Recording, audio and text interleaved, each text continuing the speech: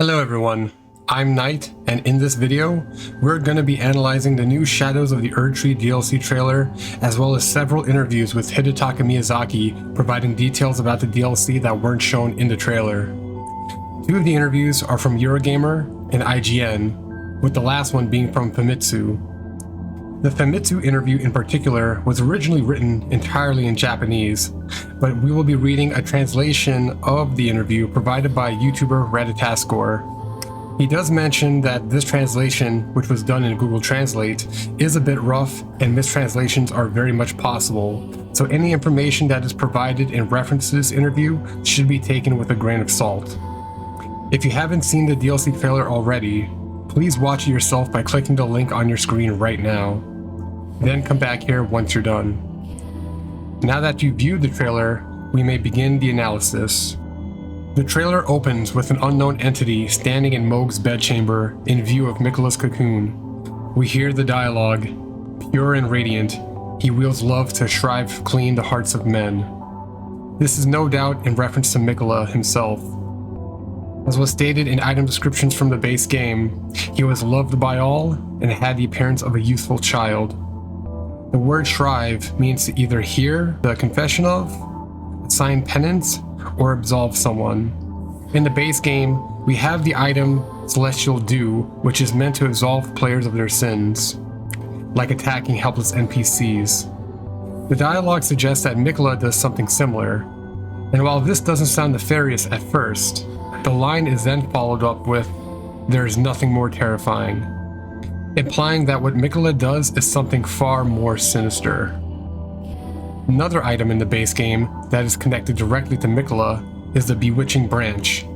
This consumable item in the base game allows you to charm enemies and temporarily turn them into your allies.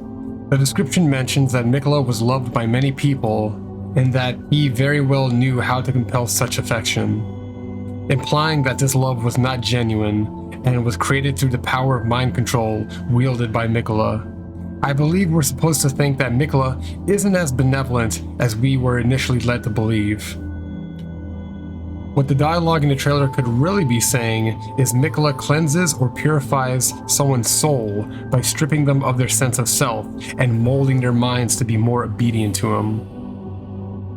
We then get a wide shot of the landscape in what we will later know to be called the Realm of Shadow, with the player character riding in on the back of Torrent. This immediately tells us that the DLC will not just be a single legacy dungeon, but its own open world like that of the base game. We then get more landscape shots. This one in particular tells us a lot about the world of the DLC. In this shot, we can see multiple structures scattered across the land along with high cliffs. The Realm of Shadow features far more verticality than what we're used to seeing in the base game maps, with more small towns and large castles to explore. In the Eurogamer interview, we learned that the DLC location is roughly bigger than Limgrave, but packed with much more density, with dungeons and open land woven together more seamlessly to create a richer and deeper level design.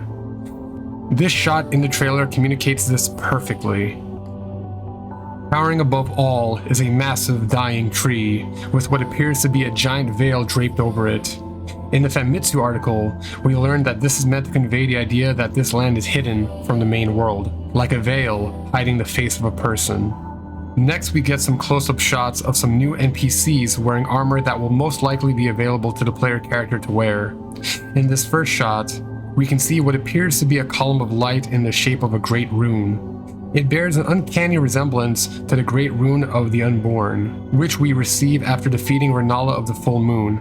This could just be a coincidence. What I'm saying is purely speculation, as we just don't have enough information to confidently deduce what this could mean. In the second shot, the armor of this character appears to be a combination of the Black Feather set and Dee's Twinned Armor set. This could suggest that this character is both a Ravenmount assassin and a Hunter of the Dead. But again, this is just my humble speculation based off the lack of information we have now. In the third shot, we see a character in heavy stone armor, which bears resemblance to Great Horn Tragoff's Bull Goat armor. Perhaps this character came from the same land that he did. We also see him holding a jar, It doesn't look exactly like the warrior jar pots or the ritual pots that we're used to seeing, but perhaps it does have some connection to those things. In the fourth shot, we see a character wearing a white mask with long white hair sleeping in a bed of flowers, with Trina lilies clearly visible in the background. We know that Trina's lilies are used to create consumables that can cause sleep. This character could be Saint Trina herself, as she does bear resemblance to the imagery present on the torch of Saint Trina. In the Sword of Saint Trina item description, we know that this character had a sudden disappearance. This character residing in the hidden world of Shadow would explain this disappearance. In the fifth shot, we get a shot of what appears to be a church that looks almost identical to the Church of Cuckoo in Raya Lucaria, and a woman in a regal dress. This character may have some connection to the Church of Cuckoo faction that turned against the Carrion Royals. In all shots, we get the dialogue saying, "In that forsaken place, blood must spill, blood of your fellows," with the line in the next shot being, "The Erdtree faithful." I believe he is referring to the Tarnished who serve the Two Fingers and go on the quest to become Elden Lord. As for the line about blood being spilt in a forsaken place, this could refer to the realm of Shadow, but I believe he's actually referring to the Lord of Blood's palace. It is within this place that the Bloody Fingers sacrifice the blood of their fellow Tarnished to feed Mikla's cocoon, so that he may ascend into godhood. In this shot, we see what appears to be another Poison Swamp level with a mansion at the center of it. In the Eurogamer article, Miyazaki confirms that another Poison Swamp will be present in the DLC. Next, we see a painting of two mysterious figures, a woman and a man. Neither character bears any resemblance to the characters in the base game, so we'll have to assume they're both new and have some role in the DLC's plot. In the next shot, we see the Tarnished walking in some cave with a spiral staircase and many great jars hanging from the roof. In the shot after, we see the player character walking across a huge pillar hanging over lava, with the pillar churning lava for an unknown reason. In the base game, we never get an explanation as to where the warrior jar characters are produced. But based off of what we're seeing in the trailer, I am beginning to think that the warrior jars are produced somewhere in the realm of Shadow, with the lava being used to generate the amount of heat needed to fire the clay that makes up the bodies of the warrior jars. Next, we see a beautiful shot of a large castle complete with lookout towers and a single large gate.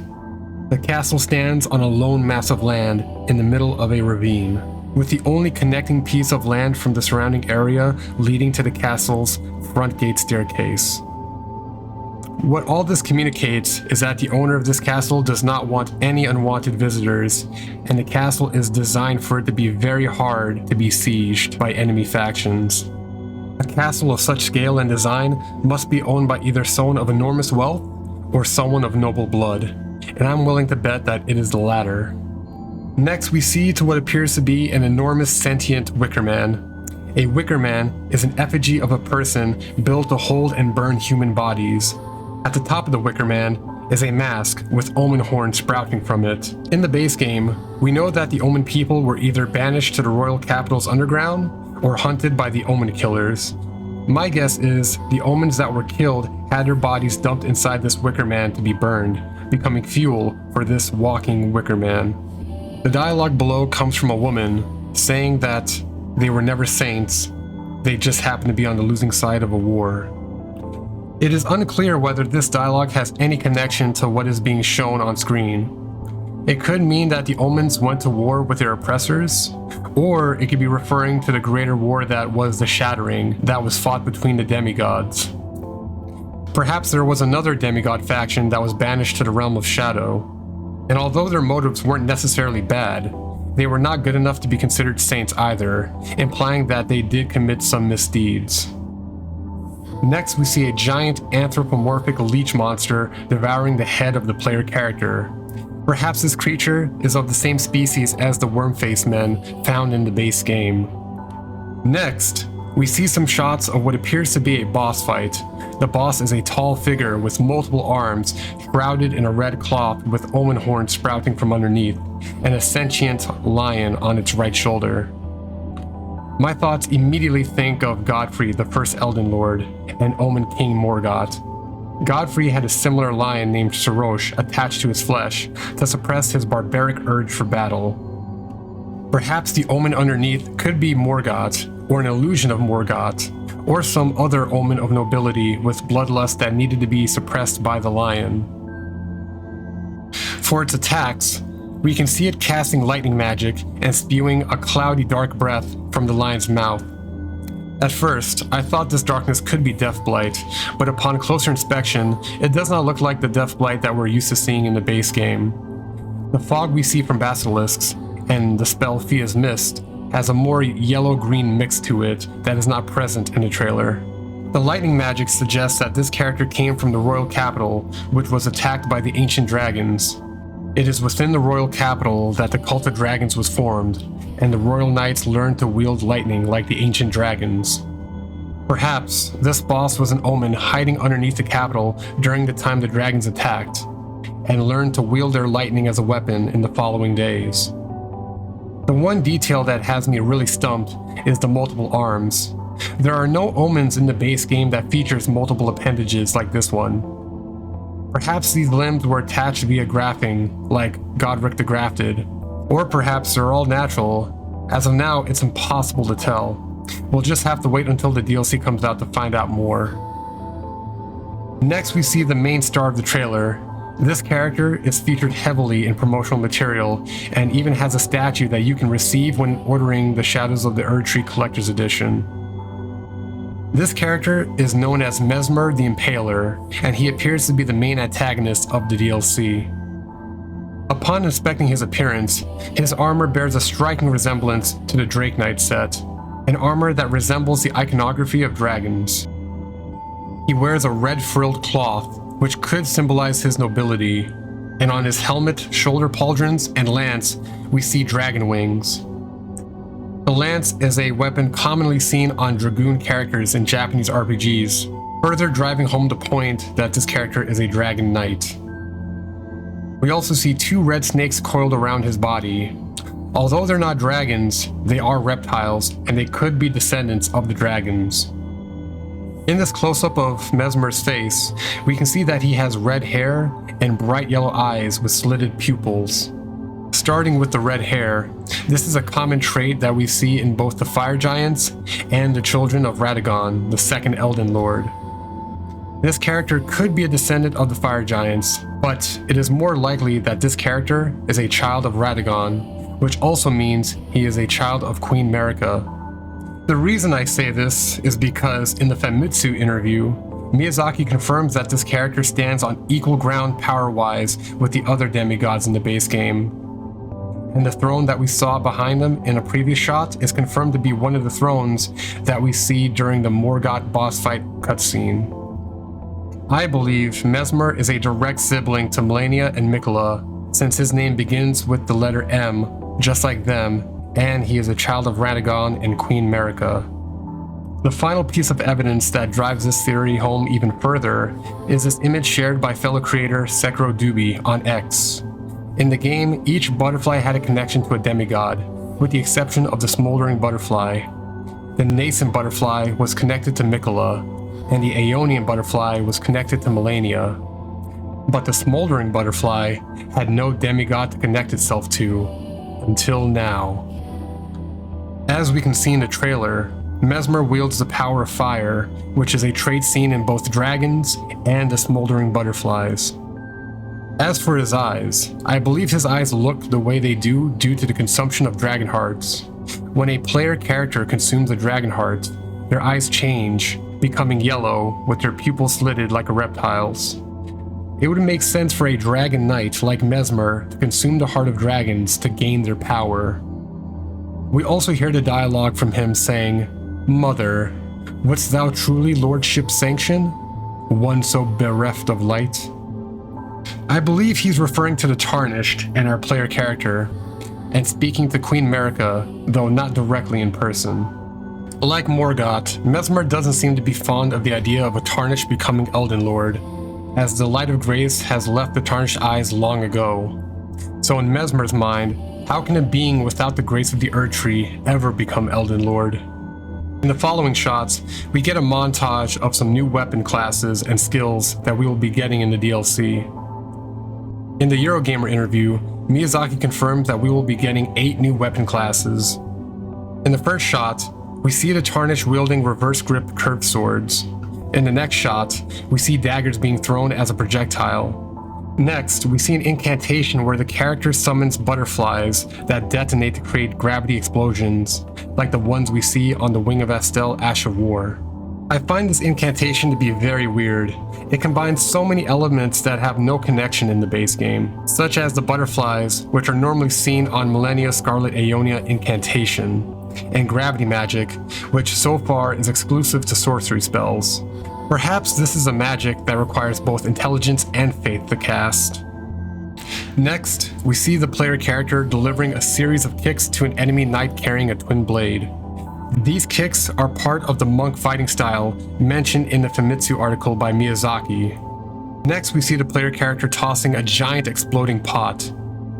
I don't believe this is a new weapon, but instead another ritual pot consumable item, similar to the fire bombs and red mane fire pots that we have now. We then see a rapid fire crossbow that behaves almost identically to the crossbow that we received from Slave Knight Gale in Dark Souls 3. After that, we see an incantation of the player summoning a giant roaring lion head, behaving almost identically to the incantation Grail's Roar. Next, we see a field of blue flowers with tombstones scattered all around, and the player character fighting what appears to be a woman in a red dress, carrying twin curved swords, using a flowing dancer's fighting style.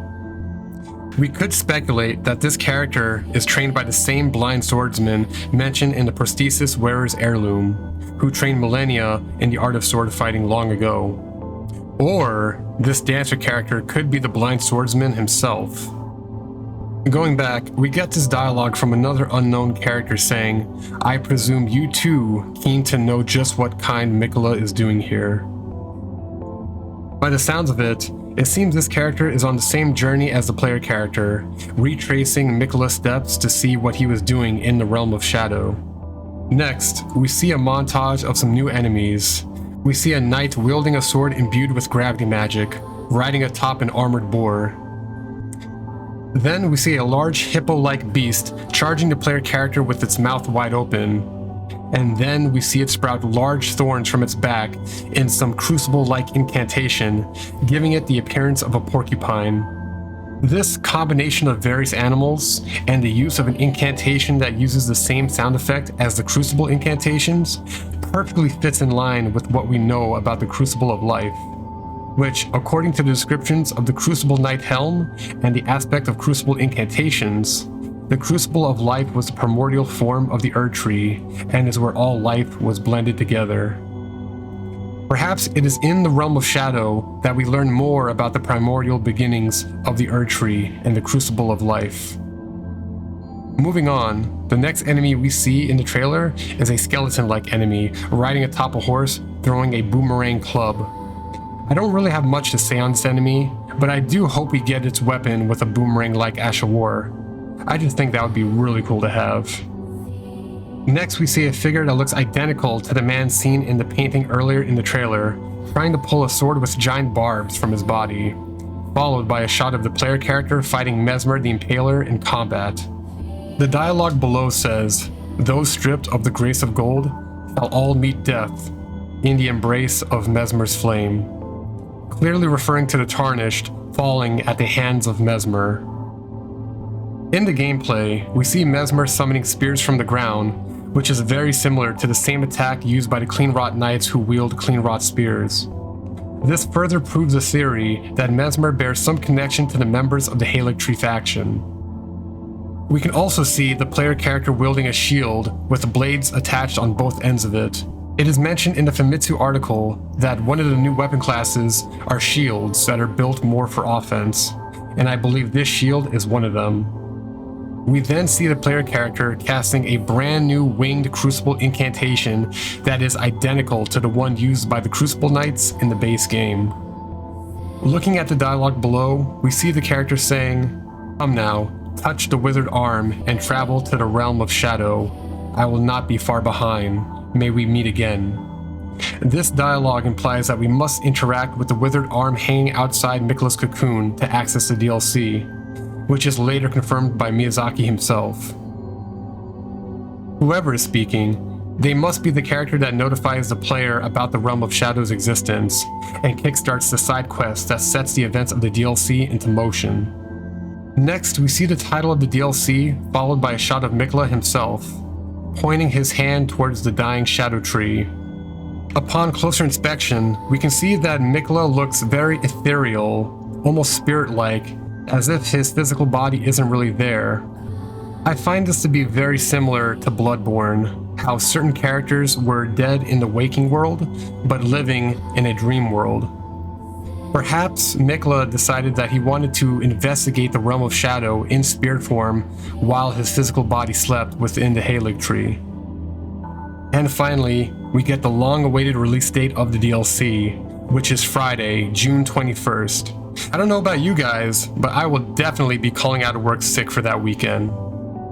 Now that we've finished analyzing the trailer, we're going to go over several more details mentioned in the 3 interviews that weren't shown in the trailer, starting with the release date. As we know, the release date of the Shadows of the Erdtree is Friday, June 21st, and it will be launching at $40 USD for just the DLC alone. There will also be several other releases of the DLC, including a base game bundle and a collector's edition. Whether you're completely new to Elden Ring, or you're a returning fan who wants to spoil themselves with as much Elden Ring merchandise as possible, Bandai clearly has you covered. I know that some of you are disappointed that we still have to wait 4 months before we can play the DLC, especially after a 2-year wait, but contrary to popular belief, the development of the DLC did not begin right after the release of Elden Ring. According to the Eurogamer article, development on the DLC began around the time the release of patch updates for Elden Ring began to slow down.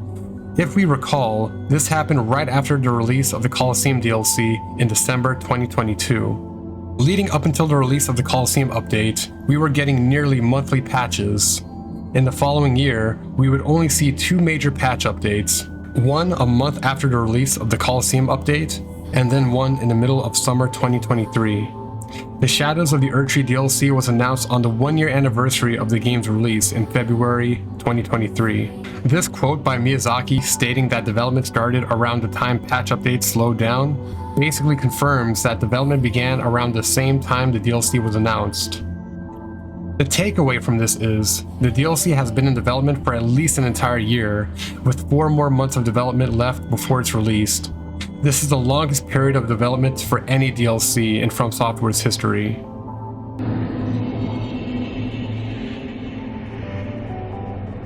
As previously mentioned, the Land of Shadow will be an open world containing multiple legacy dungeons, just like the base game, but these areas will be woven together more seamlessly to create a richer and denser level design.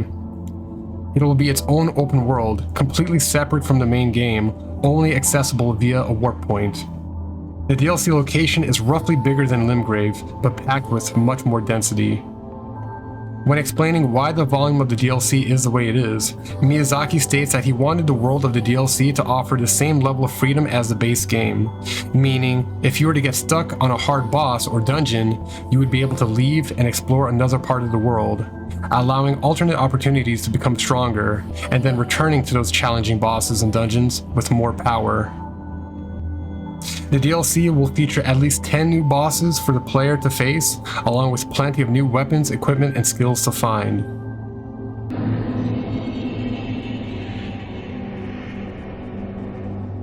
When speaking on the difficulty, Miyazaki mentions that the DLC will be around the same level of difficulty as the later half of the base game, with boss fights that are just as hard as Millennia, but like her, they will not be mandatory to finish the story of the DLC.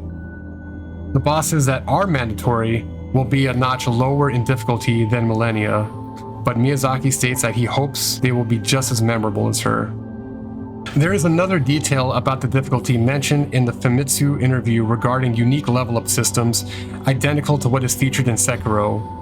But for now, I'm going to refrain from speaking on this, as the translation and answer from Miyazaki is very unclear, and I'd like to wait until we have more information clarifying this in the future. In the previous From Software games, events in the DLC would have an effect on events in the main game. We saw this with Great Grey Wolf Sith in Dark Souls 1 and the Plain Doll in Bloodborne. Disappointingly, Miyazaki confirms that the DLC will be completely self-contained and will not affect the events of the main game. Personally speaking, I do hope this is some kind of mistranslation and the events of the DLC will affect the events of the base game in some capacity.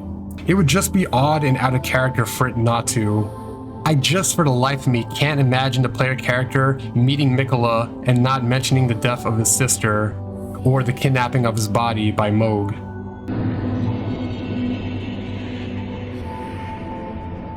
Moving on to the narrative of the DLC, Miyazaki is asked if George R.R. Martin helped with the writing of the DLC story, which Miyazaki answers no, but does go on to mention that like the base game, the plot of the DLC is built off the same mythos written by George R.R. Martin that set the foundation for the story of Elden Ring, utilizing some leftover ideas from the mythos that didn't originally fit within the story of the main game.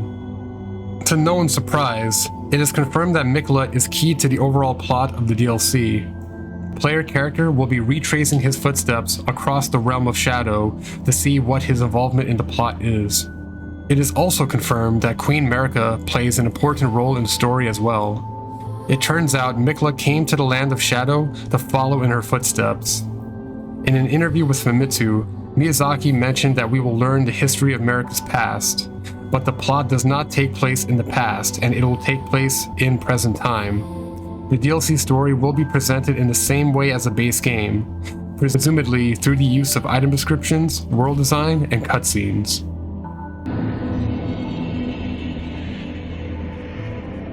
Looking beyond the release of the DLC, Miyazaki says they have no plans for more DLC or a sequel, but they're not completely ruling the possibility out.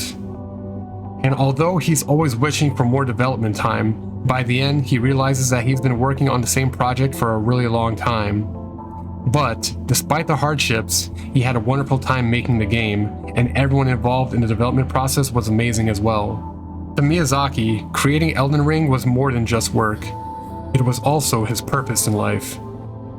Seeing how Elden Ring is From Software's most profitable game of all time, selling over 20 million units as of February 2023, I think it's safe to say that we can expect more Elden Ring in the future, whether it be another DLC or full sequel. Only time will tell. This concludes my analysis of all the information we received so far for Shadows of the Erdtree. Thank you for making it all the way to the end and listening to me speak.